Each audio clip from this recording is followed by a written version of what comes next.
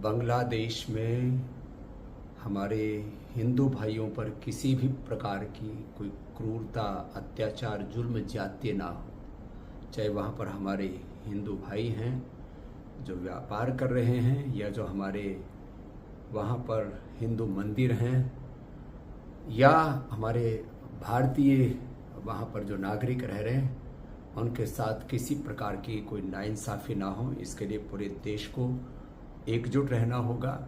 और पहली बार मुझे ये देख करके प्रसन्नता हुई कि पूरा विपक्ष सरकार के साथ है, और यही भारत की नीति होनी चाहिए। नहीं तो जिस तरह से पूरी दुनिया में इस्लामिक कट्टरवाद बढ़ रहा है, और वो भारत के पड़ोस में जिस तरह से उसने दस्तक दे दी है, वह देश के लिए बहुत ही खतरनाक हो सकता है। ये एकजुटता हमारी आगे भी रहनी चाहिए। कोई यहाँ पर आरक्षण के नाम पर, कोई जाति के नाम पर, कोई अलग अलग प्रकार के मजहबी उन्माद के नाम पर देश को जो बांटना चाहता है, ये ठीक नहीं है।